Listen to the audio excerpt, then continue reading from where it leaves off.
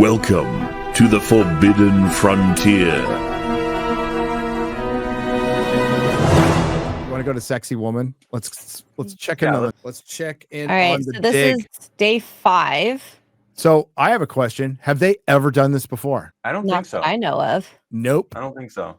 Nope. That's unfucking believable. I agree 100%.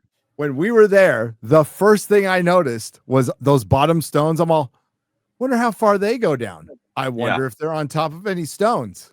And it looks like there's a base. They are on top of other stones, and there's a base there. That's insane.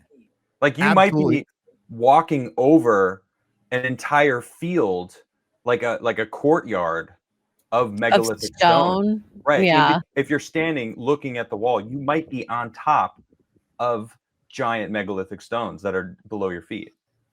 That would be so cool to unearth all of that. When we were there, X-Ray Girl, it clearly looked at like a courtyard. So there is this wall, and then on the opposite side, there's like a hill, a mountain that's made of rock that looks like it looks like it melted. It just looks like Play-Doh melted. That's what it looks like. It's a weird, it's natural, but it's strange looking.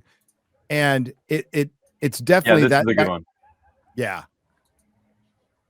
Look So at that courtyard, that flat area was clearly flattened by people. And they don't know how big that stone is right there. This one here. Nope. That looks like that goes down a while.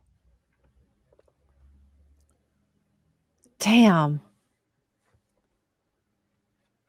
Incredible. And that's just one little part. There's other parts where it is obvious the wall continues down for a long ways, right? See, here it almost looks like the corner, and it, not this big stone in the middle here, but I don't know how big that one is. But I wonder if they could do that the luminescence aging, perfect. whatever. I think they're doing that where it's the last time the sun has hit the soil. Yep. Yeah. Something that the quartz in the rock. They test the quartz in the rock the last time the sun hit it. Right. But look at, does that not look like a megalithic stone on the ground?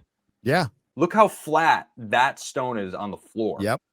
And it looks like it comes down and meets that megalithic stone on the ground.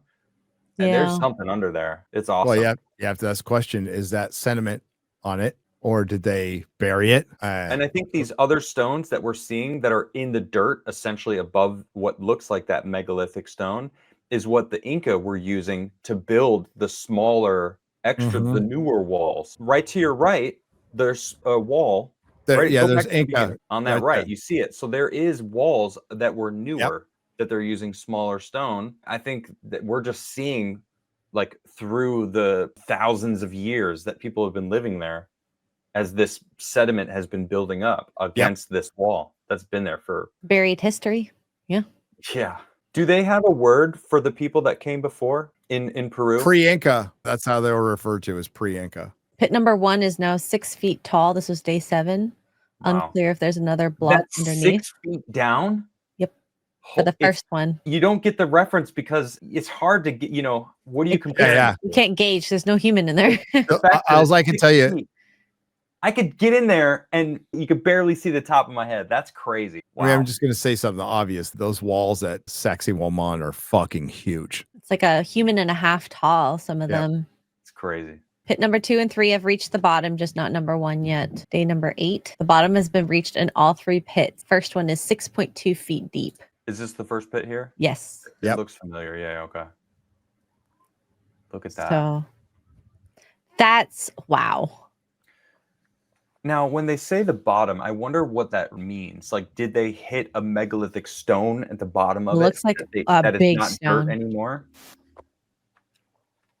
It's so hard because the camera can't get in there. Yeah. Oh, there you go. Now, is this...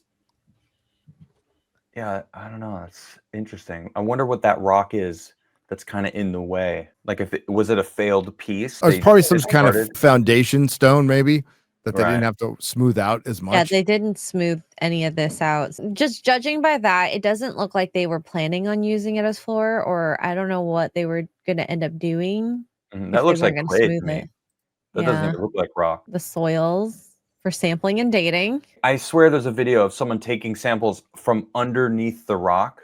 They had like this scooper thing, and they had dug underneath something. That's what, when you said that bioluminescent date test thing, I don't remember what it's called. Weird Old World. Weird Old World. Give them a follow on Twitter. Really is a weird old world, though, isn't it? It is. It's just so fascinating seeing this and trying to understand what was going on through these people's minds. Because even the rocks down here, if we look at between the megalithic stone, that little perfection that we see on the other rocks above, we're not seeing that exactly here. It almost feels like we're seeing them practice on the first level because there is a big gap there. If you look on the left there still is that lip. That base stone still goes up there and makes a turn to connect with the corner. So they still obviously have achieved this like cutting and fitting in together. Why would they make a stone that does this right angle, so to speak, here? So insane. To start. It's so weird. You know, and well, you got these two nubs on the big one that it's sitting on it. Well, that means you have to know the other stone is coming in, right? Exactly. Yeah. This one's going to go here, so we got to carve this and have it fit it perfectly. And then we got to move it back and forth until we get it perfect. Based on the technology they say they had, they would have to do that. They couldn't just like, okay, one and done. Let's go. Boop, boop, boop. Right. Did you get the picture of Graham? Graham is there. I want to go back. Me too. We got to go to Puma Punko. I want to see those H blocks. You really can tell how deep this is here. Look at that. Because they're standing right here. That's incredible. 9 feet. And a little doggo too. I'm so happy that Graham is finally getting his due. He's been working for decades. I can't wait for his new book. Yes. Do we know the title? Here. No, he mentioned it at the thing in Sedona. Stimulated luminescence dating. It's stimulating. If you're doing it right, anyway. They gotta stimulate it to light it up. Yeah. All this travel to Peru now, because Peru's like just absolutely blown up with tourism. Peru's basically like the Egypt of our hemisphere, right? There's so many archaeological sites, and people have always gone to Machu Picchu, but it is blown up over the last few years. And you want to know why? Was it universities? Was it Flint Dibble? It was fucking Graham Hancock. We actually saw people at some of these sites that were similar to us, watched people and yeah. They're like, I recognize you. And I'm like, no, you don't. It's Randall. It's Graham. It's Brian Forster. It's Serpent Brothers. Michael Collins, the Serpent Wandering Brothers. Wolf. It's all the people, Wandering Wolf, who all went down there, put up all their videos over years and years, and Joe Rogan putting them on a good blast. Like, Peru's making bank off this now. Now, it sucks is you're going to get everything roped off. There's still parts of Peru, if you go soon, that aren't roped off.